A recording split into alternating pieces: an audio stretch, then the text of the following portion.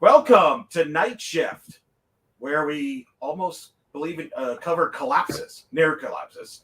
I'm Eric Lopez alongside Kyle Nash. UCF won, I think. Kyle will try to confirm.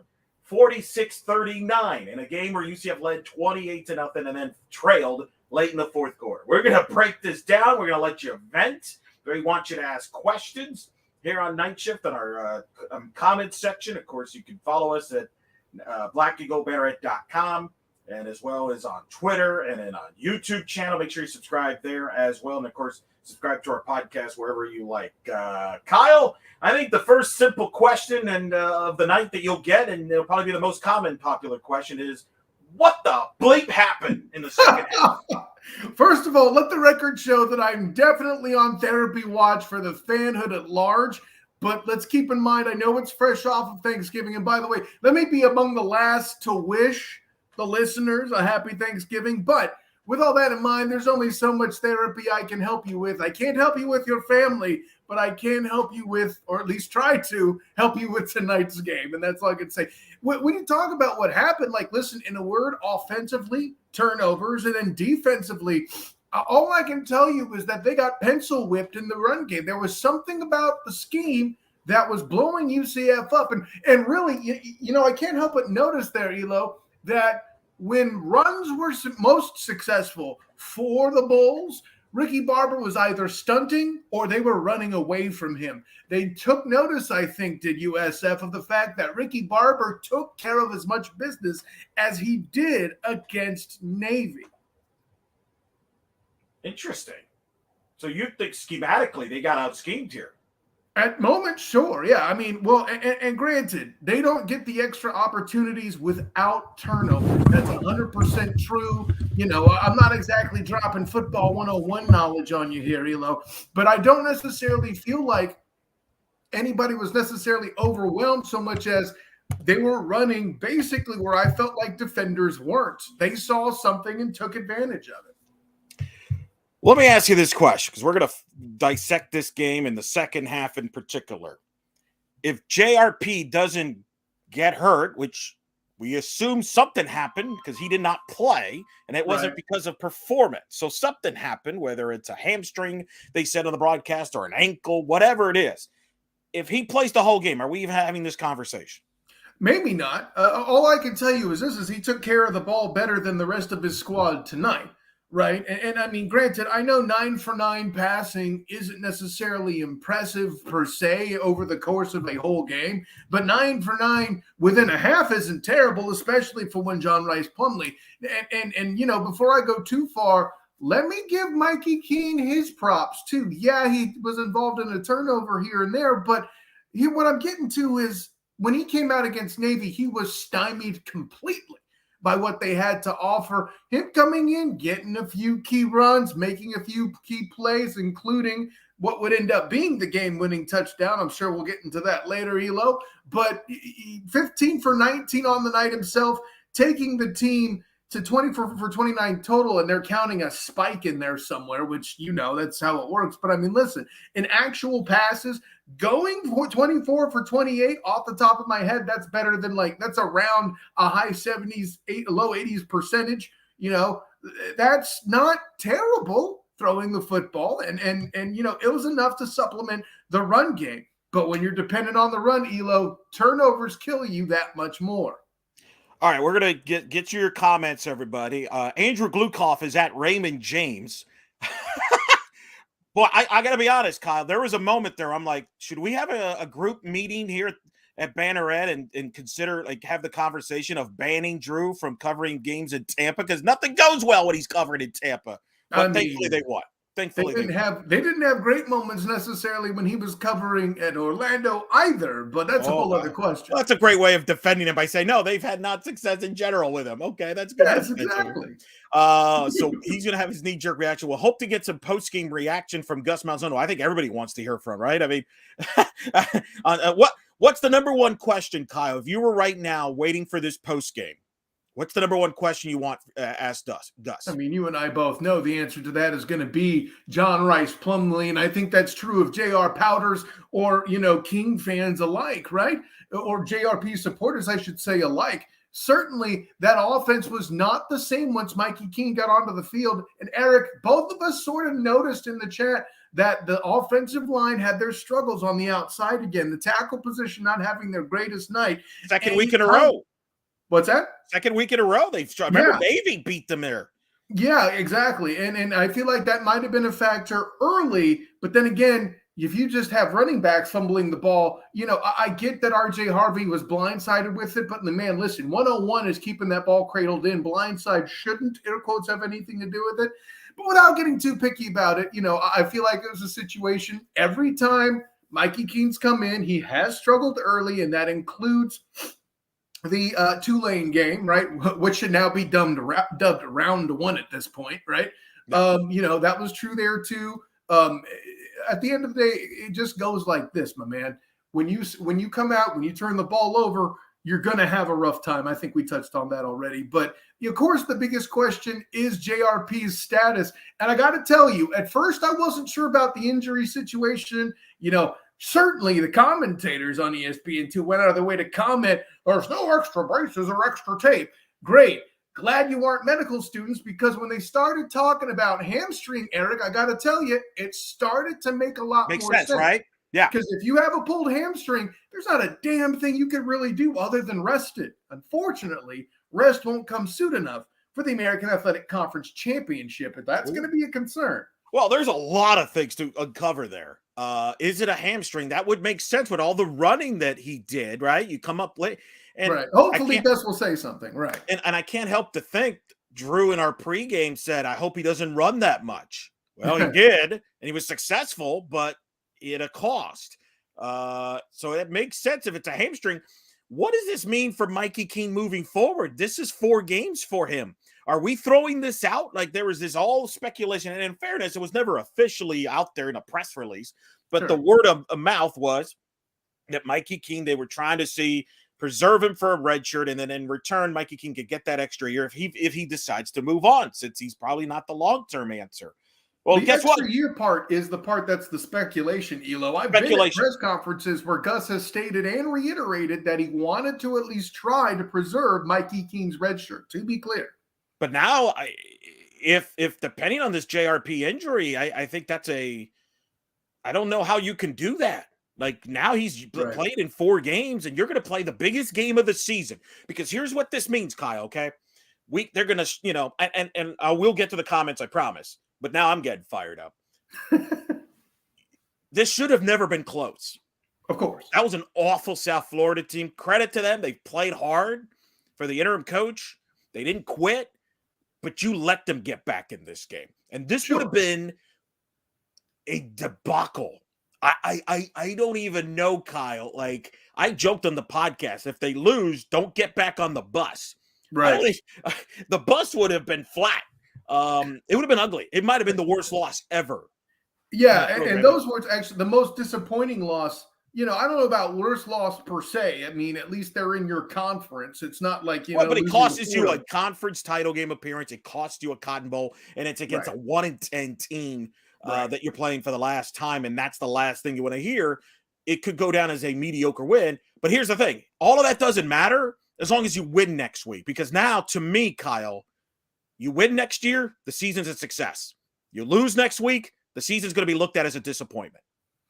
Oh, that's fair. I feel like you were looking at a situation. Now, granted, last year's team didn't even make the championship. And the reason I say that, Kyle, is because the way the season had finished. A loss to Navy, a near disaster against South Florida. And if you lose to Tulane, that's a bad finish. And that's why I think that's why this season now, your season will be defined by next week. Fair or not?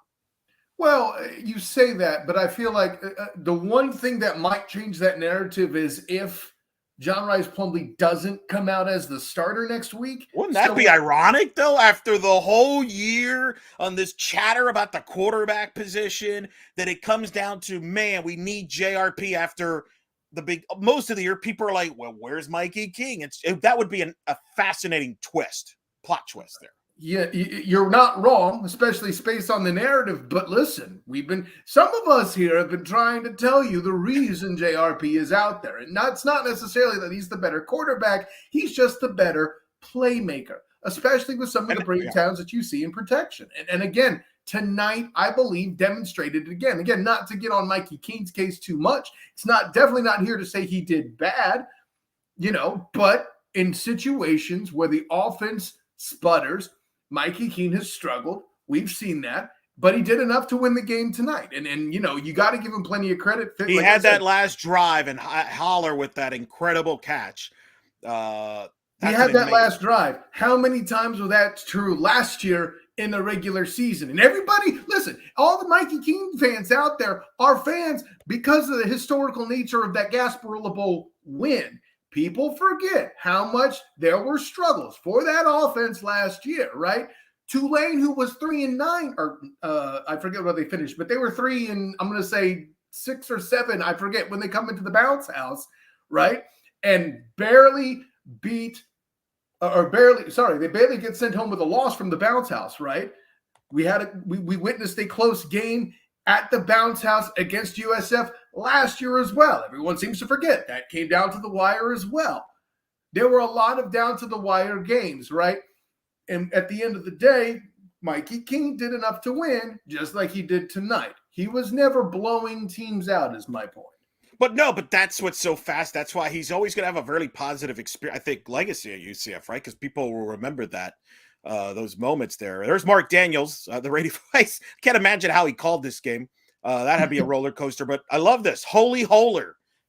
That's a good nickname to call this game. The Holy Holler. That's the play. That's the touchdown that gets him to the title game. That's a heck of a catch by Holler there. Holler. Because you and I thought live, I think he's out of bounds. But I still thought he was out of bounds, but they got the call. You don't think the foot got down before the knee? I do not. At the best case, I think they landed at the same time. And in that instance, the knee counts because it's touching. That being said, doesn't matter what I think. It's the call on the field that wins the day. Wait a minute, but Jeff Sharon tells us that, hey, the officials are going to be against us. Well, okay. There was a time where the officials may have been against UCF. There was a time where the College Football Playoff Committee worked against UCF as well. Both have come through to rescue UCF in their trip to the American Athletic Conference Championship. I kid, of course. All right. Let's get to some of these comments. We've promised it. We will get there. Sir Epic chimes in. All right, we won. Now let's throw this game into the fire after the team gets a talking to. It should have never been that close, but hey, that's a rivalry game for you. First of all, didn't we say this a week ago, Kyle, when we were both at the stadium talking to Drew and Bryson about the Navy game? Throw it out. They'll learn from this. I think we've learned with this team, and I keep saying this, and I said it on the podcast, this team just plays to the level of the competition. I think we just have to accept who this team is. It's an up and down team that at times plays great, at times it doesn't, for various reasons. Fair? Oh, yeah. And listen, I feel like this team is capable of being consistent. Eric, we've seen it on at least one occasion with the Cincinnati win. We saw it with Tulane when John Rice Plumlee on the road ran for a new record in single game yardage on the ground for a quarterback in a half. Okay? This is something that they can do. They can play a full game. Granted, some defensive series may not go their way. Guess what? The other team's trying to win the damn game. That's going to happen. It's okay. But at the end of the day, I feel like honestly, if I'm a UCF fan, I'm a bit more concerned about the defense tonight. Where on earth were they? They got gashed. Exactly. We went from seeing a group that you, me, and our own are very cynical. Drew Glucove, we're talking about this team having historic implications in their ability to stop teams in big moments, which, to be fair, UCF's defense did get a couple takeaways, one that clearly stopped a touchdown at least, but not so much in the past two. Well, last week they were pretty good stopping Navy, I'll grant that. But certainly this game was not among their top ones. And I would wonder, Eric, to your point that you made last week, this group playing Navy for any group is a tiring experience. Was UCF's defense affected in the same manner? I don't know exactly, but the question's worthy of being asked. It's a fair question. The problem is nobody was thinking that when we were up 28-0, Kyle. We were up 28-0. 28. The defense wasn't relevant. The offense was handling business. Oh, what a wacky game. Mr. Hampton. I'm fatigued. I hear you. I called a 5-set volleyball match and then had to narrate a senior day ceremony that took forever. Trust me, I know about fatigue. But I hear you, Mr. Hampton. Amy Bachman, good for a loyal fan of the show. My heart rate is still elevated. This is what makes college football great. Horns down forever. Charge on. Yeah, no, that's you're right. I that's why I get it. People getting flipped out and all that. But Kyle, I give you credit. You and I, maybe it's because you and I have covered so many sporting events that I feel like maybe we have just become more cool, calm, like watching sports that we don't flip out over every play or every turn of events like other people in our freaking staff. Not to mention any names. In fairness, there's more than one Eric, let me be clear. But no, and I think there's some value to what you're saying. Like, my heart rate did go up. Yes, I'm watching something change. Yes, I'm going, are you cats really going to do this? So I'm going to have to play therapy for a whole fan nation once again. But to your point, I think it's remembering, you know what actually brings my blood pressure down the most, Eric? The clock. When I can see that and know that there's a lot of time to work with, or that UCF has set themselves up where the other team doesn't have as much time. In either case, right, whether like late in the game, sure, that pooch kick was a complete disaster. Only at the 50, hell, kick the thing out of bounds. At least you would have had 10 more yards to work with, right? But I say all that to say, I still knew that USF would have to complete a miraculous play to win the game. It was a lot to ask anybody. Yeah, sure, it looked close at the end.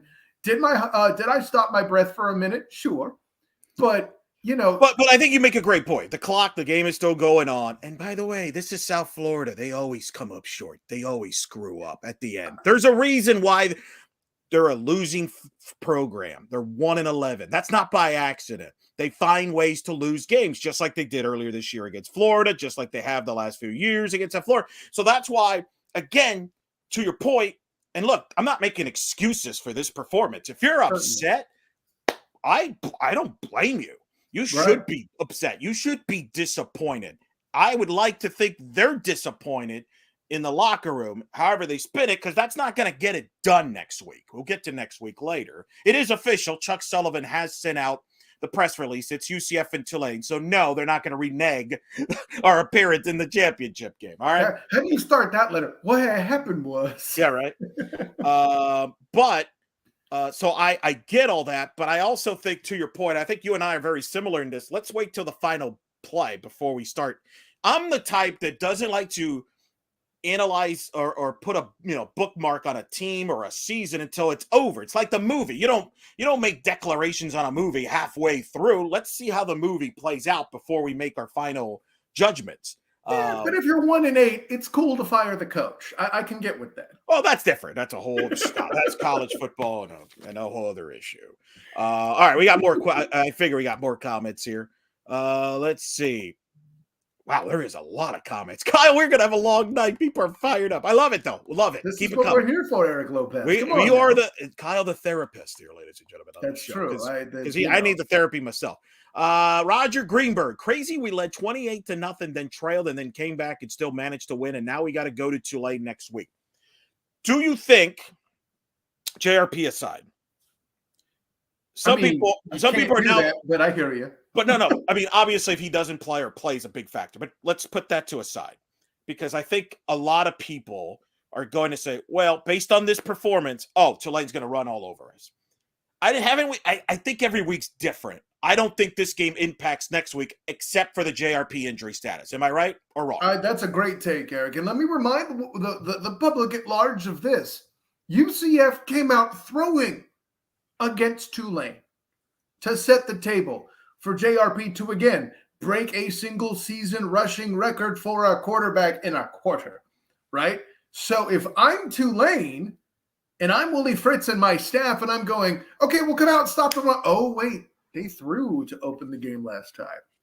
So, like, what do you do with that? Now, do you adopt a Travis Williams kind of style of defense where you bend and don't break and let them waste a bunch of time just to walk away with a field goal. Listen, as awkward as it sounds, and while it does sound like I'm kind of setting up a joke, I'm not here. That's actually a very viable concept if you believe in your offense the way that Tulane should with their balanced attack. By the way, Elo, this officially makes that any of the top 3 Conference USA, or excuse me, not Conference USA, American Athletic Conference teams, Tulane's the only one with their quarterback, as far as I know, still healthy. That's right. Starting, right? Well, And I'll tell you, because, me and Drew said on the podcast last week that we would rather play Tulane. Now, in our defense, or at least my defense, even though I don't think I would have changed my mind anyway, we didn't know about Bennett's status, the quarterback for Cincinnati. But I still rather play at Tulane because I don't think that's a hard place to play versus Cincinnati. However, the one thing I will wonder, having watched Tulane on Friday, and I don't think that was a great game either, is Tulane perhaps the team of destiny? Are we running into a team of destiny? And now with this quarterback situation, Mikey Keene versus JRP, the reason why JRP was effective against Tulane was the running game. Can Keene be as effective against the Tulane pass defense? We'll have all week to discuss that. But, those are some things that have crossed my mind here over the last 24 to 48 hours as far as the Tulane situation, because they're in the championship game. They're at home. They get a second chance. I don't think it's a tough place to play. We'll see if they sell out or not, because LSU is going to be playing Georgia in the SEC title game at the same time. But, that's not our problem. UC Realist sites, be shocked to see Plumlee next week with a bad hammy. We'll have a full week to build the game plan around Mikey. Got to figure out how to play better on defense, or that Tulane tailback will shred us. The hamstring, let's see what Gus has to say in the postgame. We'll try to find that comment first. I don't really want to speculate what hamstrings is, who knows. I think the defensive question is valid because, Kyle, I remember you and I watched that Tulane game, and UCF got off to that great start. Tulane looked a little, out of, kind of like the prep, maybe a bit too jacked, maybe a little nervous, big game. I thought quietly in the second half, they moved the ball on UCF defensively. And based on tonight, how concerned are you about UCF against Tulane and that good running back they have in Spears? Yeah, no, and listen, Spears is stupid fast. I think we've had that conversation. But I would also add this of the Tulane game. One of their major scoring drives involved a cavalcade of errors during it, not to mention a little bit of fresh, awful officiating that even Drew Glukove, former official himself, always defending the striped guys, even sold the officials down the river on that game. So I won't even get into that aspect of it. But the point I make, Elo, is for Tulane to keep the game that close, they needed a bunch of stuff stacked together in their favor, and UCF still managed to hold on. Now, I think I would be shocked if Willie Fritz's group doesn't look at this game tape, and some of Navy, let's call that what it is. And see, again, I feel like Navy. You really think Navy has screwed up this defense? It's possible because what it showed in my mind, I kind of already felt like this was true, but what I think it cemented was how important Ricky Barber is to that front. And I take nothing from Anthony Montalvo. I'm not here to say that he's a bad tackle, but he's not Ricky Barber, who is, listen, Kalia Davis and him up front together last year is something we would have enjoyed thoroughly if KD hadn't gotten hurt. Now he's a 49er last I heard, and there's a reason for that, even after an injury, for the record. By the way, but Ricky Barber is certainly that force in the middle. And again, if Navy, who does nothing but run, literally especially, has to avoid Ricky Barber, if you're looking at that on tape, you're paying attention to that. And most of the success was either when Ricky Barber was stunting or when USF was running away from Ricky Barber. Notice that.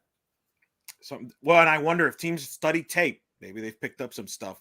Lo and behold, that's their job. Other coaches are trying to win games too. That's true. UCF Jaguar. That game was stressful. I agree. By the way, UCF Jaguar, I'm assuming you're a Jaguar fan. A Jacksonville Jaguar fan. I don't know. I'm being jumping the gun. But if you are, make sure you follow Kyle Nash, who covers the Jags as well in the NFL. Where can they find you, Kyle? Well, yeah, with that, you can find me, doing that coverage on A7BN Sports and the 3-point conversion doing that. I won't be there tomorrow. I'm still in Nolens, but I will be back in Jacksonville for their next home game for that at TIAA Bank Stadium. that might be the Cowboy game, I believe. How about them Cowboys? If you're not a Jaguar fan, still follow them for NFL stuff. Back to UCF coverage. Michael Rakowski. I do weekly talk about which games you should watch. It's a public service announcement. The matchup mania, 3-point conversion. Anyways. Let's see. We got some other comments here. UCF realist says foot touched the grass just before the end zone. That's what his said about the. Remember, you weren't sure that he was in? That's what they're saying. That's not what I saw. But like I said, at the end of the day, I don't make the call, man. It's all good. I'm not bitter about it. I just didn't think he got it. It is what it is. Don't folk it up. Don't folk up 23, which is spelled like Marshall Faulk, the great running back of the NFL. I see what you did there. Thank you. One of the great backs, one of the more underrated backs. So it's safe to say T-Well doesn't have a ton of offers coming his way, right? What do you think about that? We've praised a lot, and rightfully so, I think, to Travis for the job. But East Carolina game, this game, I mean, even I know that the defense got somewhat of a pass for the Navy game, but they couldn't get off the field. And they couldn't get off the field. And that's part of the goal is you have to get off the field against Navy. They were on the field for 40 minutes. They couldn't stop them on these third downs, fourth downs plays that Navy No, ran. it's specific to fourth downs. Fourth down, right? They were 4 for 4, Navy was. So your thoughts on T-Well here? Are we seeing some chinks here? Or, I mean, there was comments we were getting during the game about the bad tackling today. And again, that could be a result of the Navy game or just one of those nights. But are we seeing some, some holes here that on this defense late in the year? I mean, certainly, I mentioned the pencil whipping in question. Listen, bad tackling is one thing, and there was some of it. I'm not going to excuse it, but when the opposing team puts up, how many yards was it again? I've forgotten the number precisely, but I know you had 2 ground gainers with over 100 yards. That is always a rough night, and that doesn't happen just with bad tackling. People are finding holes. People are finding grass to make that happen. You don't just do that on a whim. Yeah, 298 yards, nearly 300 rushing total for the Bulls. That is not something this UCF team typically does, and now a 1-10 team comes out and does it. I'll grant you this, Elo. It's a situation that rivalry game point does matter, but for me, that's obviously not an excuse either, right? Yeah, I feel like you and I kind of agreed that after that ECU game, the defense was starting to be a concern. The ECU game was easier to write off. You have NFL caliber receivers beating guys one-on-one, Holton Nailers. We still haven't gotten your turnover, Elo. So did you not watch the Houston game where they got destroyed? 42 okay, to well, then maybe we finally got your turnover. No, I did not watch the Houston game. Well, nobody did. Don't worry, nobody did. Question from Chris Eduardo. The D looked like was more focused on trying to get more fumbles than tackling. Your thoughts on that? Yeah, no, that's a great point. I definitely felt that was the case at times. They were definitely attacking the ball more than they were wrapping up. I think this is a matter of perhaps, I'm speculating, don't take me for my word, but you've seen a lot of issues surrounding, hey, we are ranked in the hundreds, with our turnovers. We don't get enough takeaways. Let's concentrate on that in practice. I believe T-Will may have actually said that on one of the Sunday availabilities, that they were going to focus more on turnovers in trying to make that happen. Maybe they studied a little too long. When you study long, you study wrong. I don't know. But yeah, that focus certainly seemed to be there at times. That's a good observation. I agree. Yeah, that's really good. John Rodriguez, my blood pressure is up. Oh my God. JP Gilbert messaging me. My good friend JP Gilbert. You two are buddies. I know. Here comes the JR Powder. What's up? I'm going to clean up the question a little bit because he's not real happy with Gus right now. So I'll clean it up and I will bring up this question because I was kind of a little confused. I understand Mikey Keene coming in. I thought did they kind of at times go away from the running game and threw too much? Is that a fair play calling question mark? Because I thought at times, now granted, turnovers change game momentum, but I thought like, hey, you're still running the ball well when you're not fumbling. I thought at times they were throwing a bit too much, which I think South Florida kind of want. I mean, your thoughts on the play calling in general from Gus, especially in the second half, because the first half, it was basically run. Yeah, I mean, there's no complications with play calling when you can just go straight juggernaut and run people over. What's the play call here? You want to hand it to him again? Okay, we'll hand it to him again. Look, and again, RJ Harvey had an excellent night. Of course, you keep giving him the ball. Oh, hey, RJ needs a break and it's 3rd and short. Yeah, let Bowser run through there and take him. Let RJ get a huff, and then we'll keep back at it again. I didn't. And listen, you know me. When the question comes out about play calling, I'm less inclined to criticize that as much as I am the execution. For my money, the only, oh my God, what were you thinking play call I really saw, ironically, was the one that ended up winning the damn game. I don't have any clue why you throw the ball there. You let the clock run down. You let the freshman kicker handle business. I mean, can you imagine if that's incomplete? Well, if it's incomplete, they get the kick, but the clock stopped. So that's what I'm saying. I mean, and USF would have gotten the ball back and maybe only need a field goal, which they got into field goal range. Because let's bring this up. Yeah, they wouldn't have pooched it though, Eric. Okay, but what? All right, but explain that pooch. What the hell happened there? Oh man, listen. The best answer I got is that the kicker made a read that guy wasn't watching or something. Which I hadn't even thought of until I saw the comment. There's a number of things. Listen, kicking's not an easy business. I'm not out here to sell the guys that use their feet, not to sell them out. But, there's a possibility that he just got a bad hit on the ball there. And keep in mind, that's not Boomer that kicked that. That was Casey that kicked that, right? So with all that, in mind, you just kicked it shorter than you meant to. I mean, if they're fielding it at the 50, Elo, like I said, kick the damn thing out of bounds. You got 10 more yards to work with. Obviously, that was a shank of some sort, right? Had to be. I mean, clearly. I mean, my goodness. Like, the one thing you could not afford to do. By the way, think about how big of a collapse this would have been, Kyle. This was Darren Stolfus, the West sports anchor, tweeted this out. When UCF was up 31-7 in the game, the win probability for UCF was 99.5. Listen, I'm a data man, and I still don't take that percentage seriously. I'm just saying, but this is why you don't, right? No, you can't. That's right. People love that stuff, but you're absolutely correct about that. Garrett Weiss, I didn't need this with a newborn. Congrats, first of all, Garrett, on having a newborn. And second of all, I totally understand where you're coming from. Man, I feel you too, Garrett. I'm with you, but Kyle's on vacation and he's doing this show. Because of this near collapse. Like, I really was thinking, 28-0, man, it's going to be a really nice, low-key show. We'll be done early. Nope, not at all. Dylan Payne, I'm chalking this up to a rivalry weekend shenanigans. Rest up and plan for Tulane. We play for a championship in 1 week.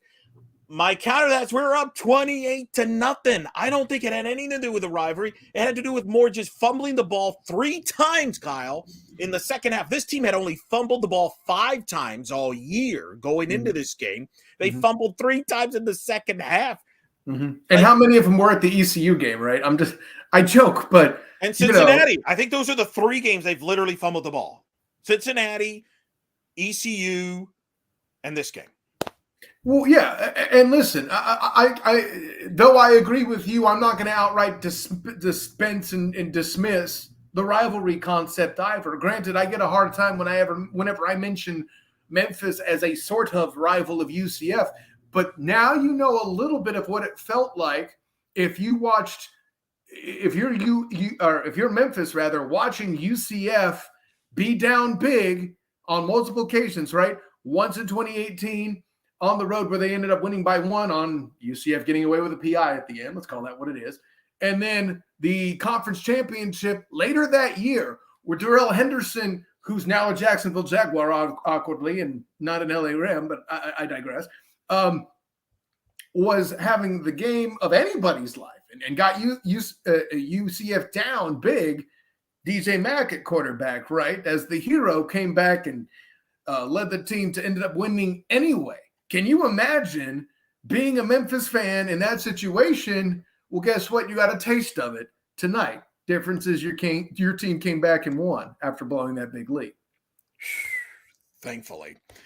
Jason Beatty, who's obviously in Tampa, Orlando Sentinel beat writer for the covers UCF. Gus Malzahn told us that John Rice Plumlee is dealing with a hamstring injury. Malzahn said Plumlee wanted to return, but ultimately Malzahn felt like it was the safe decision to keep him out. So those are the first official comments from Gus on John Rice Plumlee. So now we know, Kyle, it is a hamstring injury that took him out. Now, he says that John Rice wanted to come in, and I think you buy that. He was wearing his helmet and stuff. Look at him on the sideline, Eli. I don't mean to cut you off there, but that was a man that looked hopeless, just being stuck having to watch and hating every minute of it when I saw his face. Yeah, I truly believe he wanted back in. The question is how serious the hamstring is, and we're not going to get that answer. I don't believe we're going to get that answer tonight. We're not going to get that answer Monday when you guys try to pepper Coach Gus on that. I mean, if I'm Gus, I don't give it up either. Yeah, I think they're going to play close to the vest on that, and that's which is funny, Cox, if I'm not mistaken. Aren't we back to square one where we were going into the first Tulane game about who's going to play quarterback? That's a great point, Eric Lopez. I love that. No, that's 100% correct. More things change, the more they stay the same. I mean, at least it's not a head injury this time. Thank goodness. That's a great point. True. But a hamstring is I mean, you know this, covering a lot of athletes. The hamstring is tough to kind of handle because even if you're fit enough to play, it could like you could play in 5 plays in, you re-injure it. Listen, and as somebody who dealt with it myself, Elo, here's what I will tell you. I've had sprained ankles. I've had broken feet. All right. I've had a broken elbow. I've done all this. I've had knee issues, whatever. The hamstring sucked amongst all of them because you did not know if you were back, but you were still compelled to try it. And I ended up retweaking my hamstring. And yeah, no, not fun. And it's just such an act of faith when you go back on it that first time, Elo. It's just, there's nothing you can really do about it. You could stretch all day and do all that. At the end of the day, you need to rest. You need to recoup as best you can. And when it comes time for you to try it out, whether it's after only 1 week or what, you kind of just got to, throw it up. It's out of your hands at that point and just see what happens, man. Don't Fulk up 23, as in Marshall Falk 23. So is Tommy the backup or maybe the starter for well, he's not going to start the championship game. But I think it is an interesting question. Depending on this hamstring, Kyle, if this hamstring is serious enough that keeps JRP out, Tommy has to be the backup, right? If something happened to Mikey Keene, has to be. No, that's a you talk about a nightmare scenario for UCF if JRP can't suit up. All right, and I think he will suit up.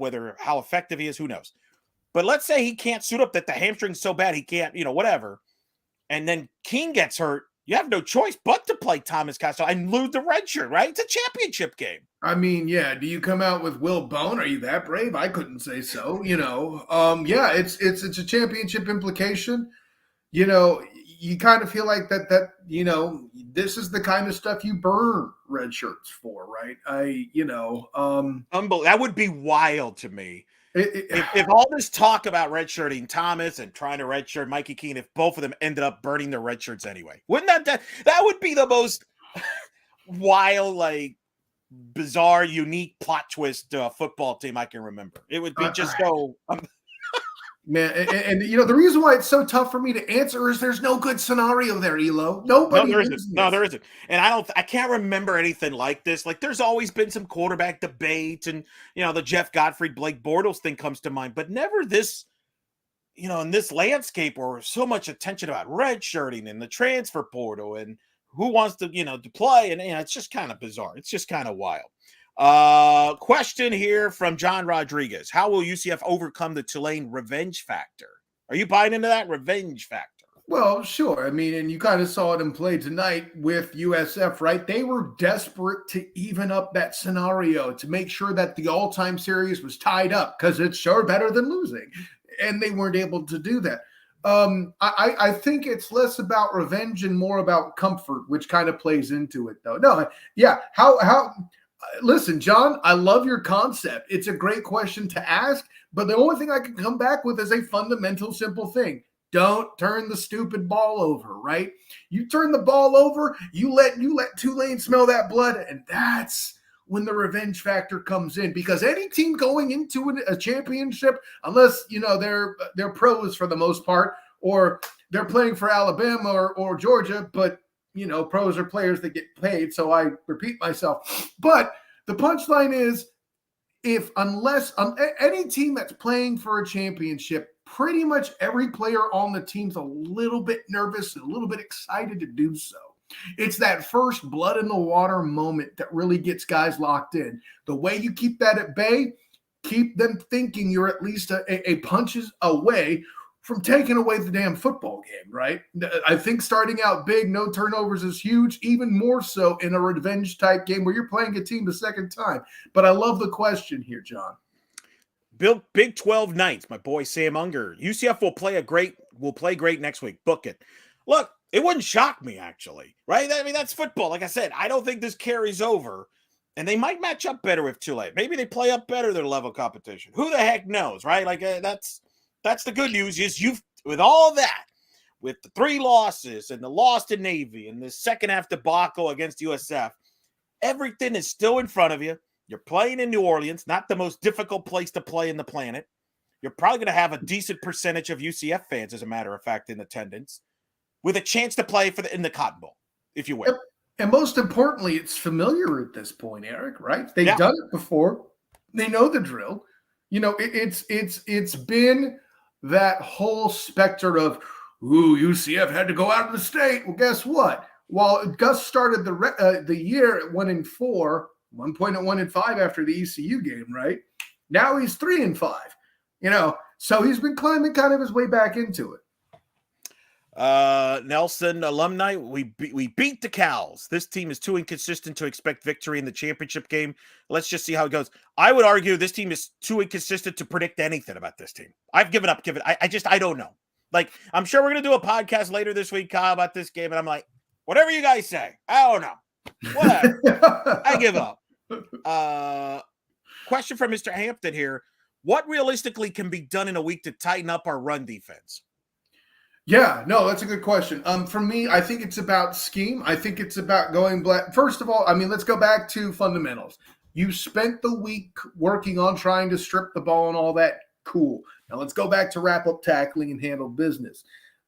Basically, one thing that you can do quickly to kind of tighten up the scheme, I think, is again, be more mindful of what you're doing with Ricky Barber. Let's let him stunt a little less. Let's see him more directly attacking. Listen, these inside gaps, that's you, big dog. Make it happen. Montalvo, let him do the moving stuff. Let him stunt with the defensive end. Let him do all that. Not to say that Ricky Barber's a bad athlete. I think he's just a more ruthless attack point at the tackle position. Now, if you want to move guys around, maybe Ricky Barber and Montalvo switch spots, or whoever the other guys. Say Montalvo because he's the starting defensive tackle. They got other guys in the middle that can do things to clog up the middle. Start there. Salascar and Tremont Morris-Brash are both pretty solid guys on the outside. They'll chase quarterbacks.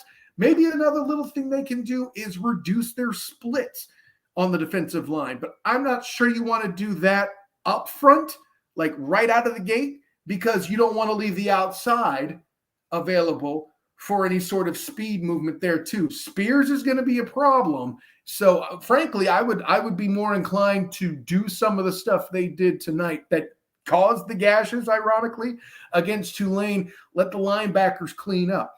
I don't think Kobe Perry did himself any favors, or his team for that matter, getting himself removed from play for the first half of the championship.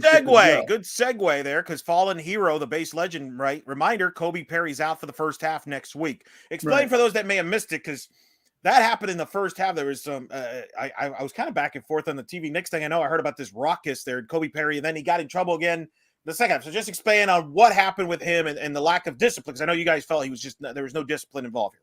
And I was a little bit more relentless about it in the group than anybody else was, but I'll keep it above board. The hit that got him ejected was an obvious target, right? Quarterback slides, and then he launches himself into the head of the quarterback as he's going down. That's textbook targeting. So, yeah, he got ejected. By rule, he's out the first half of the next game. And I think let's put it this way. He was already down for one unsportsmanlike call as well. So if there were any other after the ball shenanigans, he would have been ejected from tonight's game as well. So there's that to consider. How significant of an impact is that he's out the first half?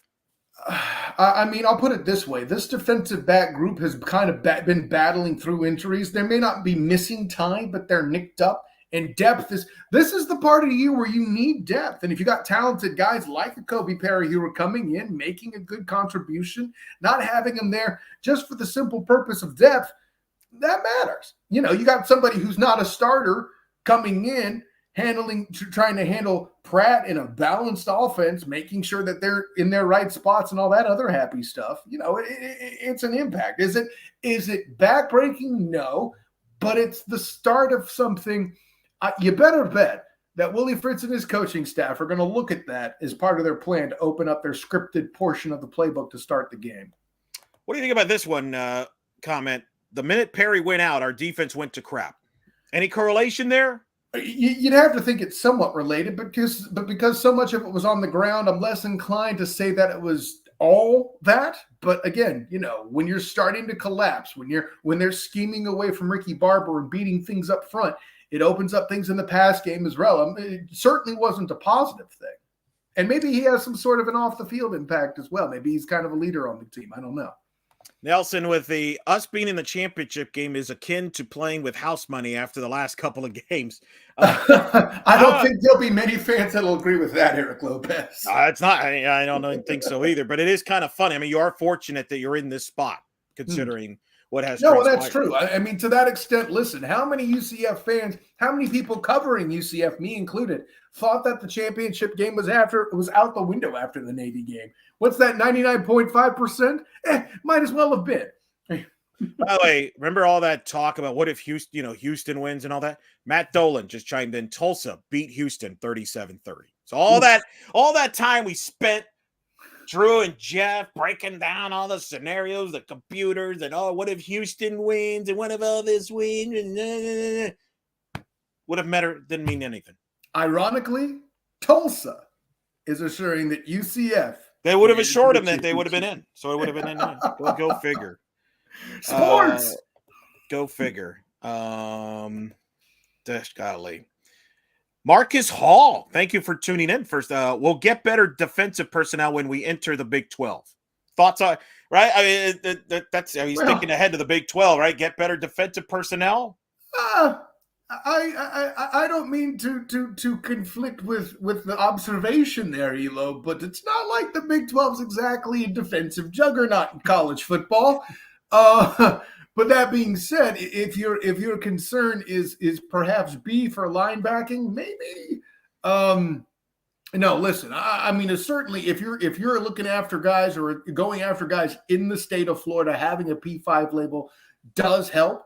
I don't know necessarily that I would say, yes, better defenders that way. With the transfer portal being what it is, it's a bit more of a crapshoot than implied. I'm not going to outright say it'll hurt, but I'm not sure it'll lead to as big a boost as implied by this question. That's what I'll say.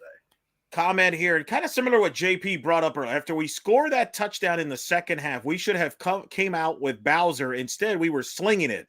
Bowser is our closer in the fourth quarter, and we should always give him an opportunity. It goes back to what I said earlier there, Kyle, and JP not happy with Gus. Some of the play calling, that's what I mean. Like, they kind of look like they went away from, and Bowser especially, because you're right, Bowser is usually the closer in these type of deals. Certainly you bring up, the last time, in fact, they were at Raymond James, Bowser closed out the game against Florida. He sure did. And I'll put it this way. If we're going to get into the question of questioning play calling, my observation would have been more kind of, why are you trying to run to the outside so much early when the tackles are getting decimated?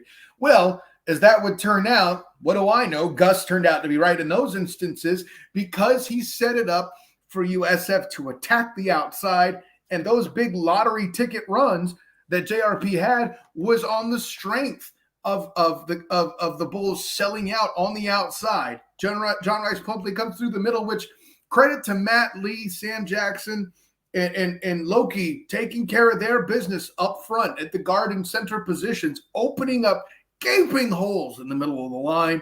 That's where a lot of the success came. It's funny, for all the speed we have, or we have seen, I should say, from the running backs. Not to say that Bowser's a speed demon. I'm not saying that. I am saying that R.J. Harvey and Johnny Richardson are. And for all that, how little we're relying on the outside run that we've seen here. It's fascinating to observe how good a job the interior line did tonight. Scott Polson chiming in. Kind of agree with you, Kyle. The ref calling Holler's catch a touchdown on the field was huge. Think had it been called out of bounds initially, it would have stayed that way. Kyle needs to tape a 2 over the 0 on his jersey in Alex's honor. Wow. Yeah, he's looking for an 82. Well, listen, this is an old Jerry Rice jersey. That's not going to happen. Wait, but why? I see where you're going. So why do you have a Jerry Rice Raider jersey? Because I have every Jerry Rice jersey except for Mississippi Valley State in my collection. So you have a Seahawk Jerry Rice jersey? I have a Seahawk Jerry Rice jersey. I even have a Denver Broncos Jerry Rice jersey where for a short time in training camp, he was going to play for them, but retired before the season started. You're welcome. How did you pull that off, first of all? This is on eBay, my friend. This is like your inner Andrew Glukov. This is like something I expect from Glukov. No. I don't have a problem. I'm not a hoarder like Andrew Glukov. I'm just a bit of a fan of Jerry Rice. Let's take it easy. Pump the brakes on that ish, my friend.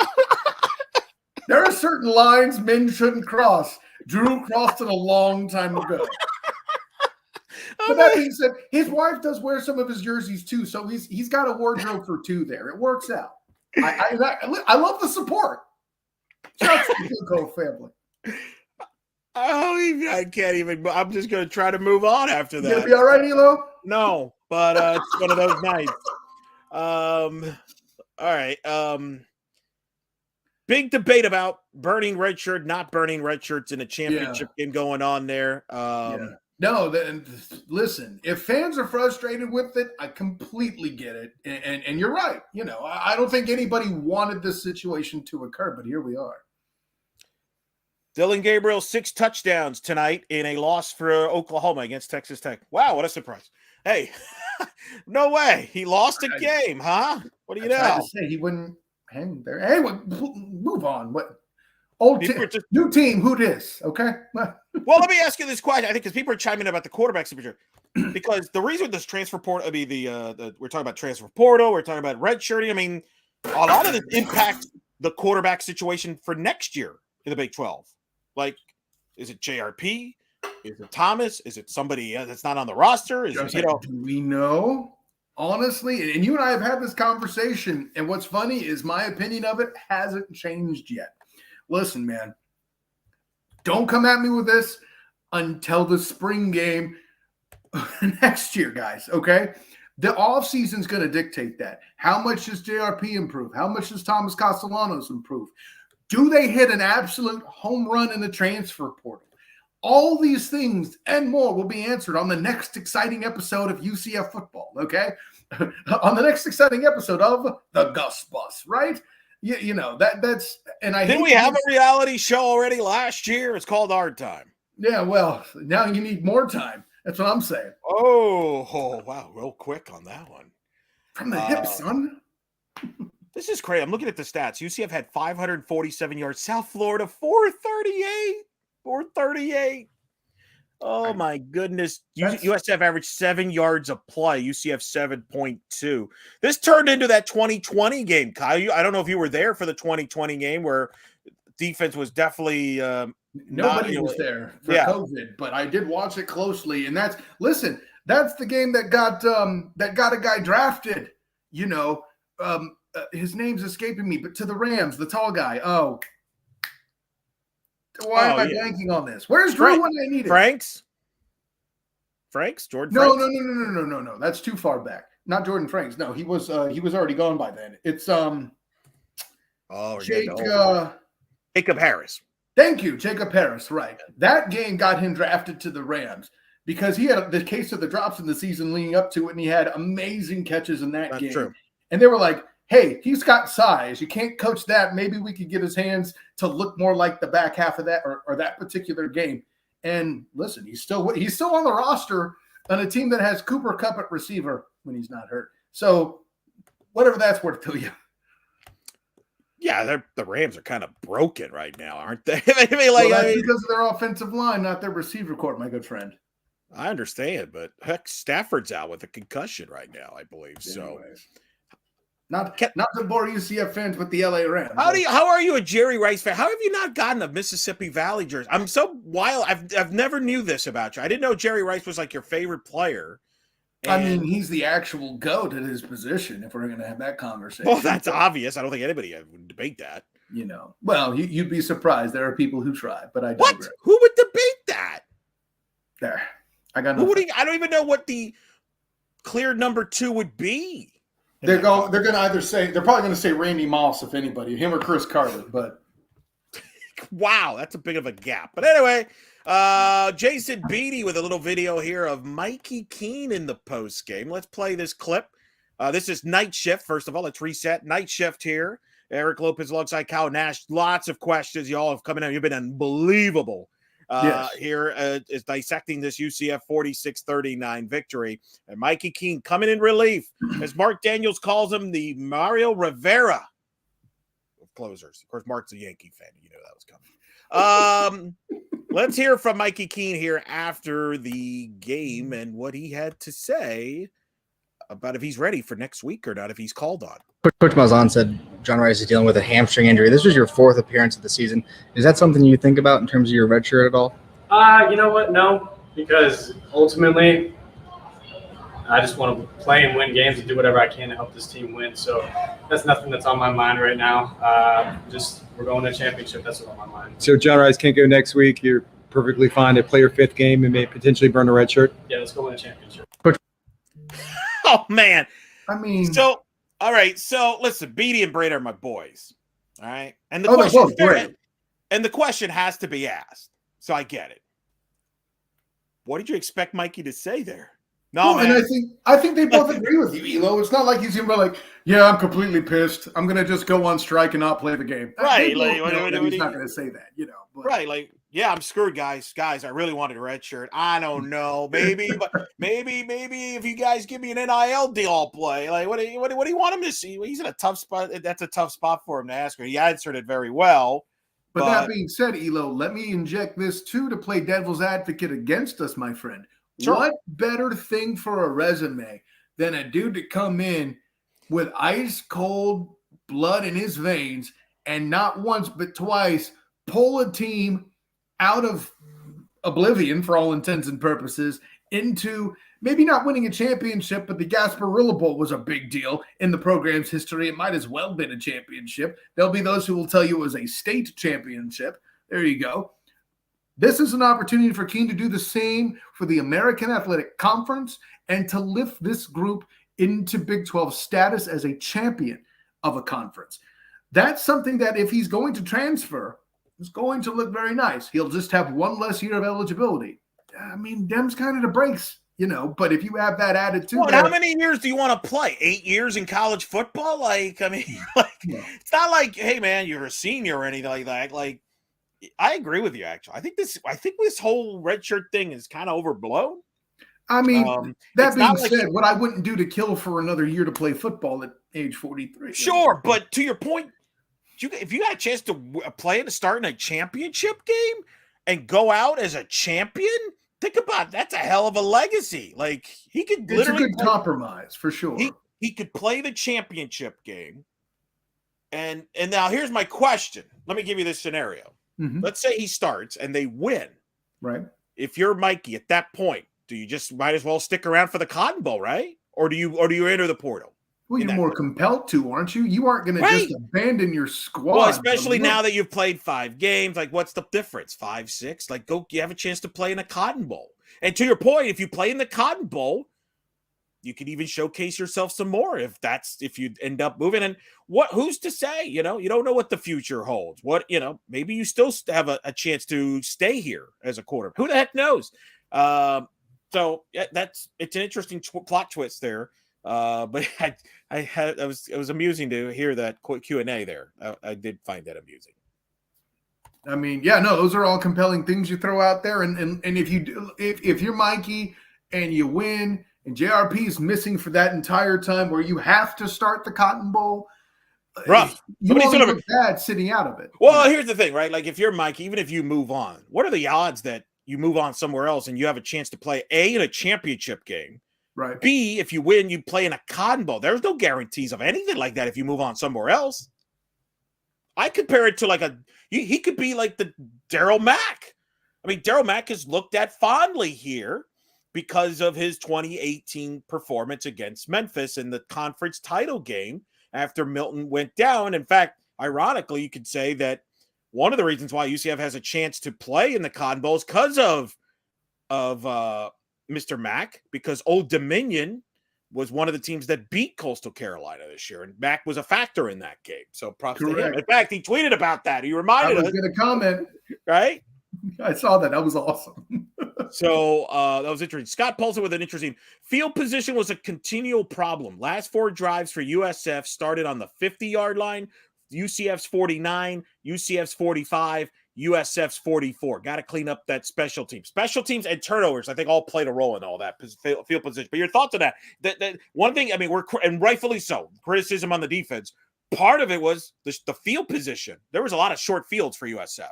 No, that's an excellent point. Especially, listen, when they're able to gash you with the run, having less field position just gets them to score more quickly. You need to score quickly to get back in the game when you're down, 28 points.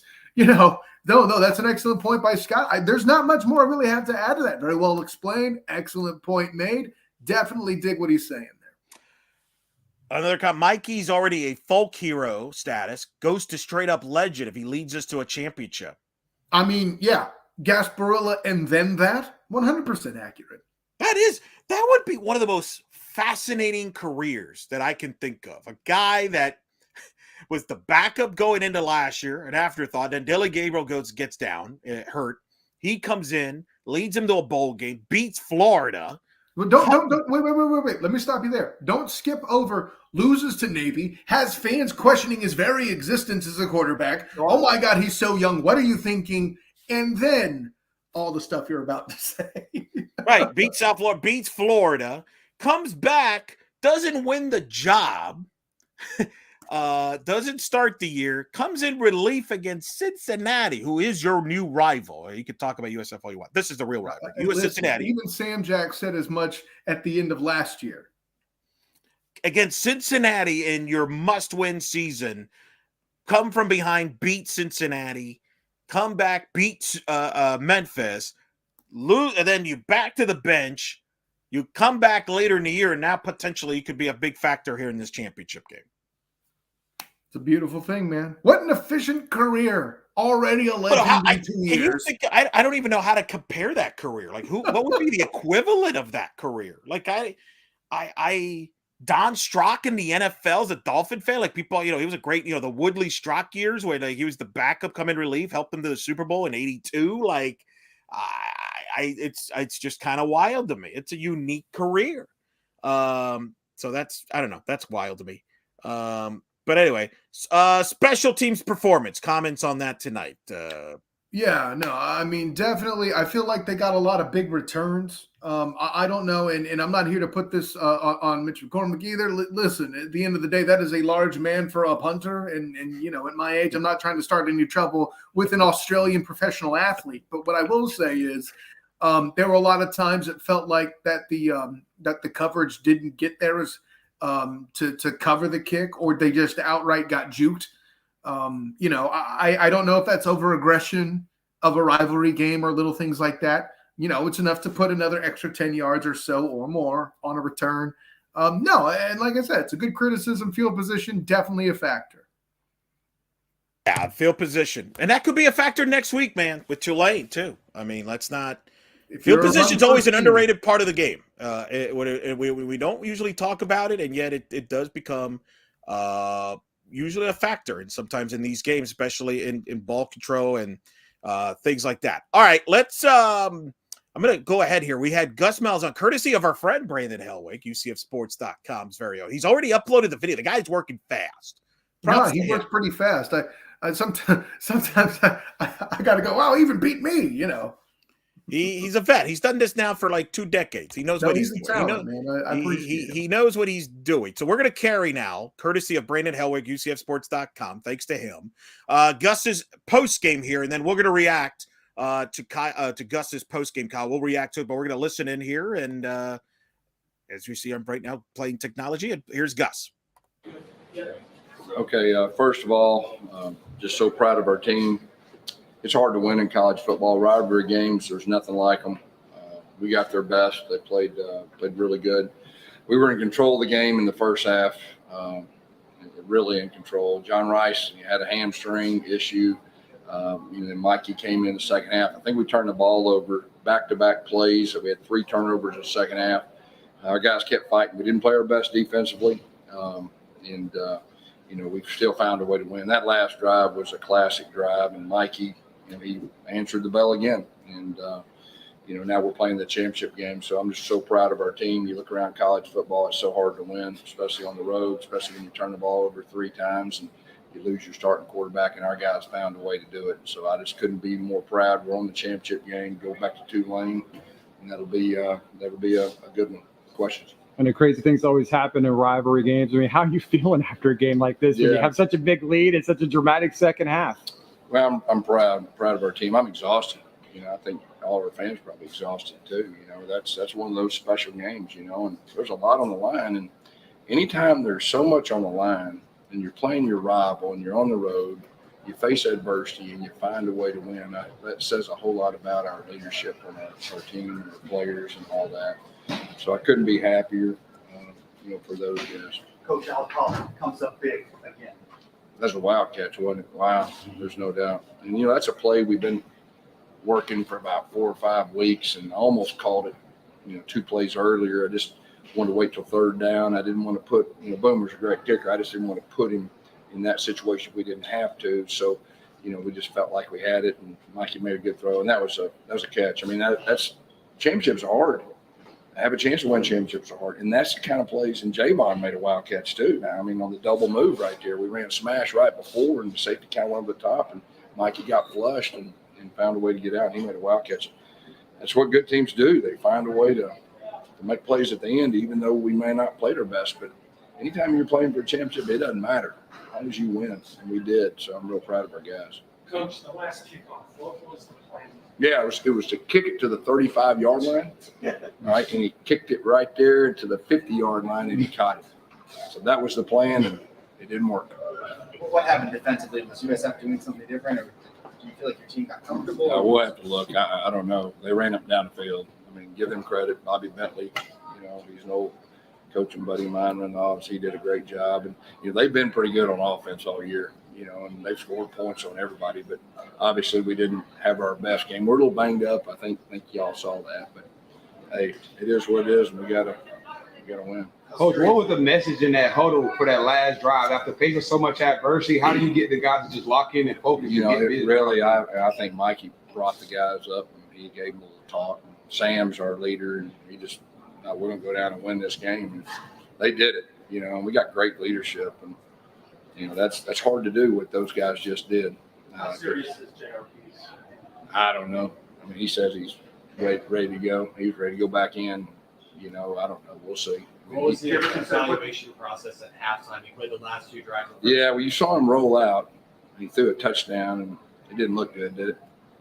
So that was kind of my thinking. I always want to try to protect my players, and so that was kind of one of those deals. But, he hadn't been healthy in a while, guys, just so everybody knows. He's a tough dude.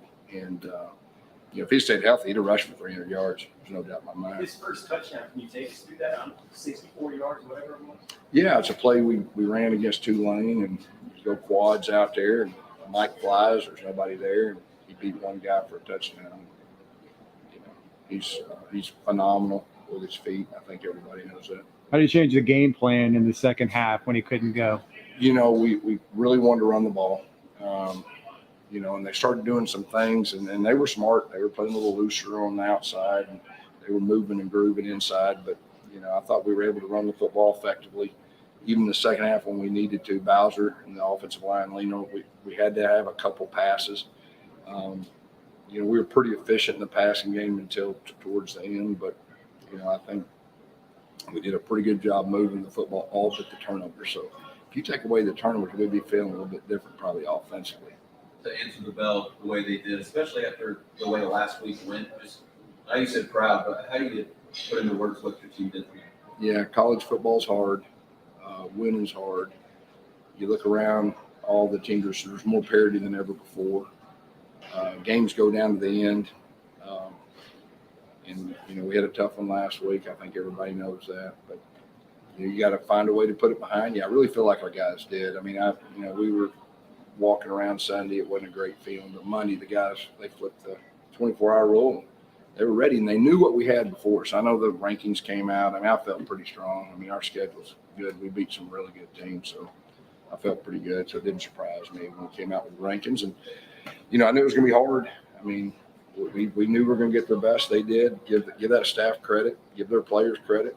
Rivalry games, there's nothing like them. I've been in some really interesting rivalry games. And this will rank right up there with a lot of. How difficult was it to put Mikey in if you're watching the 4 games? Was that a tough decision to say, hey, go on in there? Yeah, I mean, we're in a unique situation this day and time in college football. And John Rice didn't feel like he wanted to go, but our doctors and myself, sometimes you just have a gut feeling as a coach, And so that was the process. It wasn't any earlier than that. Earlier in the week, you said that you and Terry would have to talk about potentially playing this game again and maybe able to wow down the road. Are you going to miss the war on I-4 having experienced it twice now? I mean, it's a good rivalry. There's no doubt. I'm just worried about next week, to be honest with you. So give me time to think about that process. Can you explain the fumble? Was it a mesh point issue with Mikey? It's like the second time in 3 games where it's like on the mesh point? No, the one was an RPO, and there was a glance to the field. It came open late, and him and RJ kind of hung in there a little bit too long. So that was unfortunate. And then Ryan does a great job of ball security. Get a 4-yard gain. They ripped it out back-to-back plays. And the old momentum swing, y'all felt it. I mean, it switched in a heartbeat. What did you think about the atmosphere in the stadium tonight with all the UCF fans on your sideline? And our fans were unbelievable. They did a great job for us, and we just thought they would. So what might Keene show you again, having to come in and relieve? I mean, what did he show you? I mean, he's a winner, I mean, he's got guts. It's hard to do that. You know how hard it is, like when you're the backup and you're not preparing as a starter, but you got to be ready. And all of a sudden and the whole season's on the line, and you're playing your rival, and he finds a way to win the game. I think that says there ain't very many people around the country I think can do that. And he did it in Cincinnati, won the game at Memphis. We got 2 real quarterbacks. I think everybody sees that. I said John Rice. If he'd have stayed healthy, I think probably be a little different, but we won. Last question. Early thoughts on the rematch? We're just excited. We're playing the championship game right now. I'm exhausted mentally, so on the way home, I'll kind of get my mind set with that. I'm just trying to enjoy this with our coaches and our players. All right, thank you all. All right, that was Gus's post game, the entire post game there. Your thoughts, Kyle, your takeaways? Yeah, I mean, listen, he confirmed a lot of stuff that we said. I think the loosest thing that we alluded to that he kind of brought into play was that they were banged up a little bit up front on defense from that Navy game. Didn't say it specifically, mind you, but that was mentioned. And I think that's worth kind of a glancing point, but something that was there, as well. And listen, and this isn't to make fun of my press brethren in any way, shape, form, or fashion, but guys, asking about Mikey Keene in big moments at the end of the game. Fellas, when he's been in, this is what he does. I'll put it this way. I would even be so bold as to say, Elo, that an element of Mikey coming into the game is Gus feeling just a touch more comfortable at the end in one aspect alone. He's done it before and come through big for this team. So, for me, that's less of an issue over and all the way around. Definitely confirmed that it was a hamstring injury. We had seen that in BD's tweet that you put up here during the stream, and just a lot of stuff started to kind of lock into what we saw. Mentioned, like I said, the issues up front with giving up the yardage, it being a rivalry game and being crazy physics was certainly. Did you hear how something- Gus was so not excited about it? The question about, hey, what about the future of the rivalry? Like, yeah, that was we have no interest in playing this game. Why are you asking me this question? Like, he had no desire about it. And I don't blame him. But, sorry, guys, there's no good positives of continuing this game. There's none. And tonight was an example of that. I mean, it's more credible than perhaps the conflict with UConn. You just love throwing that one back. Well, I love making fun of people who thought that was a thing. It's silly. Right. No, I agree. Tonight was an example why this game should not continue. UCF doesn't benefit from this game whatsoever at all. And the example is they won this game and people feel miserable. Like, you feel like you lost. That is not a rivalry game. Sorry. Anyway, they got their own problems. South Florida is probably be in their best interest not to play this game either, because they got to figure that they got to clean themselves up. They got to find themselves a football coach. They got to just get back to being somewhat competent of a football program. They've been an awful football program, and their basketball program is struggling. They've got a ton of issues they need to address before worrying about playing UCF. And I think UCF's got to worry about the Big 12 and start focusing on winning the Big 12 and playoffs and major bowls. Then, we got to keep this USF game because, the local columnists want to play it because it's a drive and they don't want to fly. Oh, give me a break. Sick. Listen. And Jeff has this weird, obsession with continuing that game in football. Give me a break. In other sports, it's going to stay. It should stay in other sports.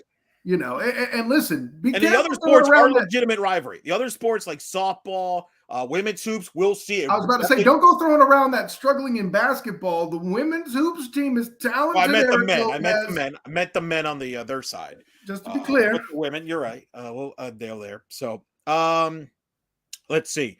One concern, by the way, one of the guys, as a Rams fan, I hate to say it, but Harris got cut. So there you go. Did he? Okay, I missed that. I'm sure everybody did.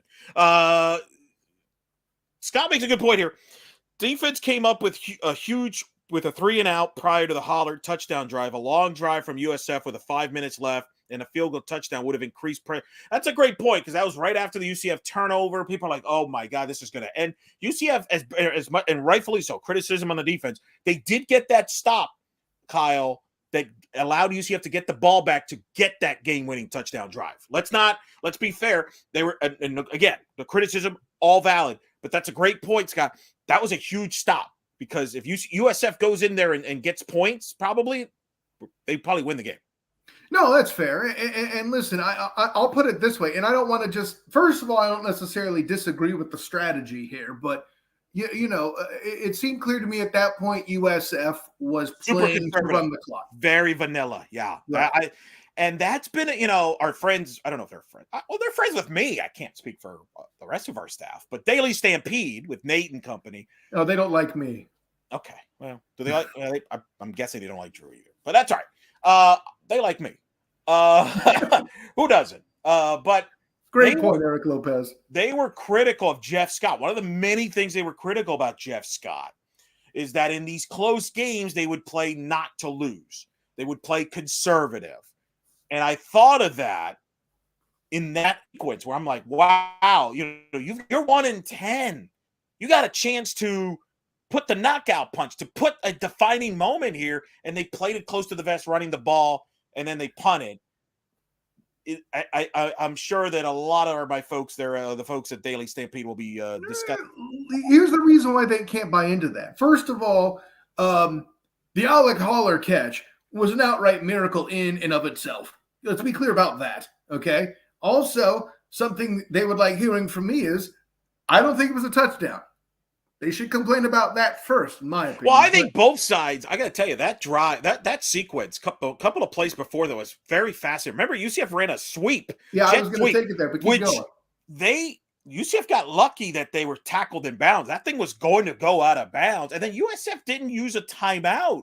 The interim coach let the clock run. If he would have called a timeout there, I wonder what the play call would have been with UCF, but maybe even if they give up the touchdown, they would have had more time on the clock. It's a lot of what ifs, but I thought that was shaky on both sides there towards the end. He's betting on his defense at this point in the game, Eric, right? We've seen that by the worst fact that defensive ranked in the country. But okay. Well, look at the flow of the game too. Sure. No, I got you. So you gotta remember the second half not so great for UCF. Let's not be focused on that first half.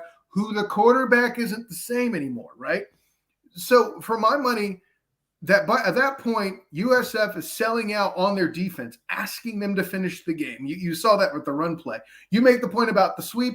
I think if it was O'Keefe that was running, if I remember correctly. I think it was, yeah. Yeah.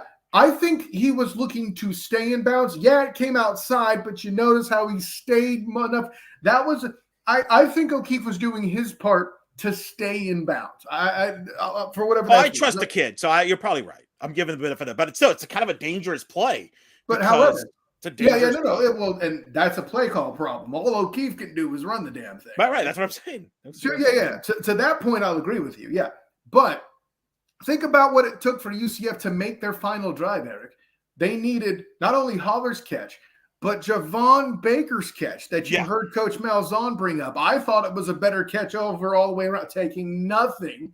No, I agree. I think the Baker catch is actually the bigger catch because it put him in USF territory. And it was not a great throw by Keene. It was a great adjustment by Baker. Right. You're right. Holler will be the more famous catch. Right. But I think Baker's the more important catch. Right. So 2 miracle plays that needed to happen for them to even score. Listen, if the fates are that much against you, I cannot knock the decision to run the clock. Hey, it's kind of like J.J. Wharton's catch against the bad Temple team back in 2013, you know? Great comparison. Although Horton's catch just a little bit better. I'm throw that out there. Yes. They will, another comment, they will blitz us like crazy if Mikey starts next week. Page out of Navy's playbook, out of O-line must step up next week. Your thoughts on it? And let me exclude to this. And you know me, we've done this all year, and I have been the proponent of playing both guys. Isn't next week the time to do it? Certainly. Well, and I'll put it this way: if JRP is healthy enough, right? If his hamstring is bad, if I'm Gus, he's basically useless. Well, you heard Gus say it. You heard it. Yeah, he's going to protect him. Yeah. Save him for the damn bowl game, please. But the point made about protection. Listen, how much have I sung the praises of one Isaiah Bowser for his ability to help in protection? You want to blitz? Good. Do so at your whim. Bowser will make you pay for it. That being said, all you have to do is challenge both tackles, and Bowser can't be on both sides at the same time. So, if it's me, I'm going to err on the side of protecting the left side and Grable. And working to that. We do not want to see, if you're a UCF fan, another John Marshall performance like we got from the Navy Defensive Player of the Week last week for the conference. Was he also National of the Week too? Or I know he was definitely conference. Maybe. No, I didn't see that. I just know what I saw from the account of the American there on Twitter. And I feel like he's going to be one of those guys. I would not be surprised if a couple years from now he's like, "Hey, look who's on the NFL roster." It's just John Marshall guy. Remember him when he had that 4 sack? Yeah. Well, I'll see that first, but I'll tell you that he'll definitely be telling his grandkids about that game. All right, so let's kind of wrap this up because you've got a long drive ahead of you on Sunday, and I got a long Sunday ahead myself. Tulane, we're here. It's UCF Tulane. Got here. It was a little more interesting than it needed to be. Sure. Give me your thoughts, initial thoughts. Obviously, you'll have the right to change your mind later on the week, but give me your initial thoughts here. So we're going to get UCF Tulane next Saturday, ABC, 4:00. The winner will get the bid to the Cotton Bowl. Yeah, listen, I mean, we've heard, how often have you heard on the Black and Gold Banneret podcast or on this show, Night Shift, or perhaps even seen me allude on blackandgoldbanneret.com in an article. Bing! How balanced the Tulane offense is. We mentioned Spears as their solid running back. Pratt at quarterback, even though he's a young guy, can take care of his business and throw the ball well enough. And oh, by the way, he can run. Maybe not John Rice Plumlee run, but certainly has wheels to move. That balance is the kind of stuff that hits defenses particularly hard. And oh, by the way, Elo, we're talking about a defense that not only played the Navy late in the season and was banged up and all that and struggled against South Florida. Now, granted, South Florida did give University of Florida a hard time and some other teams. But All stuff to consider. And at the end of the day, you're coming out starting with Mikey Keene. Don't abandon the quarterback designed runs. Now, granted, you won't hit a lottery ticket. He's not going to drop a 60-something yard touchdown. But the chains could be moved in a situation where you're looking wide and all of a sudden here's Mikey running out. He may not be John Rice Plumlee, but he is an athlete capable of moving the football. I'm not saying every play. You're trying to preserve the quarterback. You don't want to end up having to try to burn Castellanos' red shirt and all that other stuff. I understand that. But you have to have at least, one or two of those. Listen, even the Jaguars run Trevor Lawrence once a game, and it's good for a first down basically every time. It's that same kind of concept. RJ Harvey should get a lot of looks. I would love to see some split back action like you saw at the end of the Tulane game that helped seal that beast. Look for Gus to go that again. I know I will be. It'll make me very happy. But don't be surprised also if they come out showing run to open up the pass, conversely to what they did for John Rice Plumlee to move to his talents. It'll be very interesting to see, but that's what I'm going to predict. They're going to open up running, and then you'll see a big bomb or at least a shot at a UCF receiver down the field, try to get that early gash in, say, second drive, maybe even after the first down of the game for UCF. Okay, Scotty on Twitter responding to another Twitter here. You and me, Kyle. Here looks like his toe hits before his knee on this look, and he's got a video clip. I need the other side, honestly, because that one there, I can't get a good look at where the green and the chalk meet there. And listen, I'm not dissing the angle. This is that close, But I appreciate the shot. You sound like you'd be a perfect NFL official. Oh, I don't have the right angle. Mike Pereira. They don't have the angle. Do not compare me to Mike Pereira, sir. I get the replays correct. Come at me, bro. No, and listen, granted, from this angle, you definitely have a case. It's the other side that kind of showed me, because you kind of see where the knee and the foot both scrape. And from that angle, it kind of looks like you can tell if you're watching the video stream here that I'm leaning in to look closer. Here, let me get my glasses on so everybody can be convinced, right? Like when I'm looking at it from this angle, it's hard to tell if they're landing first or they're both at the same time. And if they're at the same time, it's still out of bounds because the knee hits the chalk, right? Jessica Sheldon just left work. Oh, man. Missed the game. What happened to UCF allowing USF to score so much in minutes? I will rewatch the game. Jessica, do yourself a favor. Do not watch the second half. Do not watch the third quarter. Do not. It's like unless you're a fan of Halloween or Freddy Krueger. You like haunted houses? That's the question. Or haunted houses. If you just like to freak yourself out and never sleep, then go ahead, watch the second half. Or you can have a pleasant experience and rewatch Night Shift. That's I would prefer that because we broke down. I'm worried about your health, Jessica. I like you a lot. You're a loyal fan. We want you to come back. That's right. Seriously, I will never watch this game ever again. And I am happy as hell that I never have to see in my lifetime UCF play USF on a football field. That's right. I will be in a funeral 6 feet under before that ever happens again. I promise you that. Is that your purgatory to rewatch this game, Eric Lopez? Oh my God, it's just no, and I like rewatching stuff. Like I rewatched the Navy game because I was I enjoy watching Navy. You and I think love the inner working of a game and Navy and strategic tactics that they have. I'm fascinated by that. This was nothing of that. This was just comedy of errors. Yeah, so Jessica.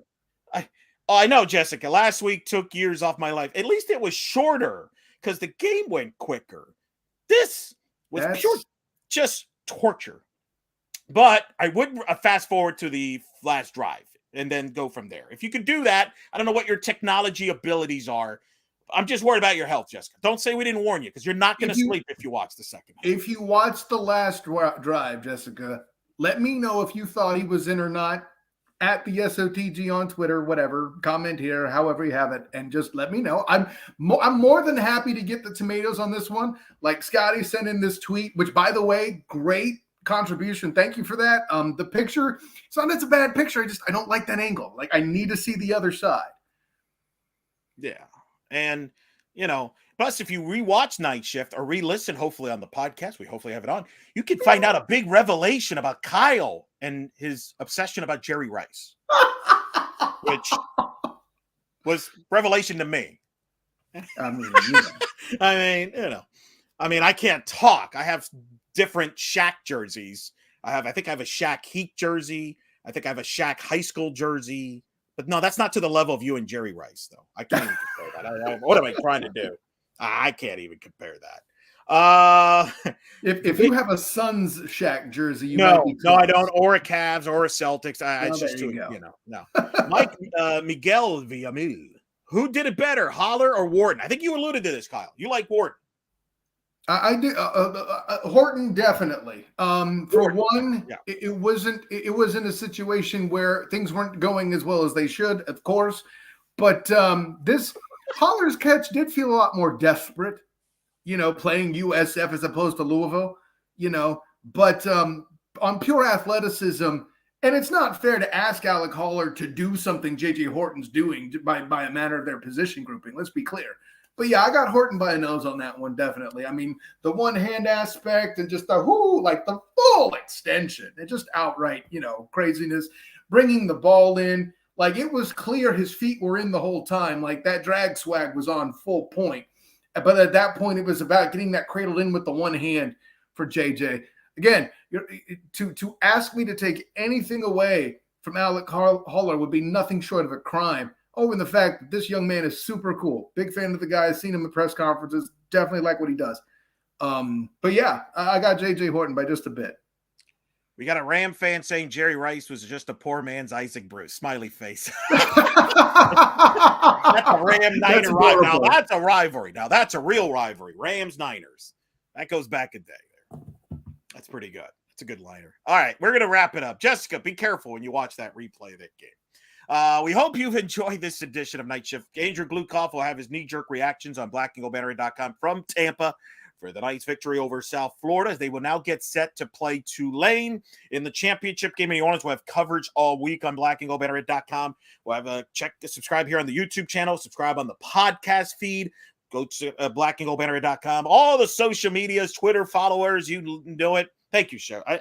Jessica, I want to make sure you get back to us this week and you let us know you're okay. That's my concern, and hopefully have a better work shift next week during the championship game. For Kyle Nash, I am Eric Lopez. Thank you to all of you who have chimed in with a ton of questions. This might be a record amount of questions and great contributions, great conversations. That's why we do this. Because vent frustrations, critique it. I think that's appropriate. Understandable anger and stuff, and I understand if the result would have been a little different, probably the tone would have been even higher, rightfully so. I understand that. We'll also be covering, by the way, UCF basketball, big game against Miami on Sunday. Volleyball, will they host? Probably not.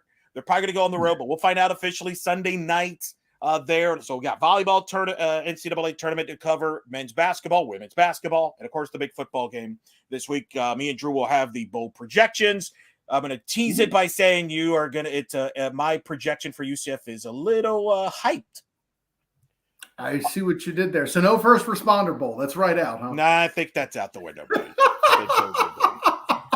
I think that's done. All right. For Kyle Nash, I'm Eric Lopez. We thank you for tuning in to this edition of Night Shift.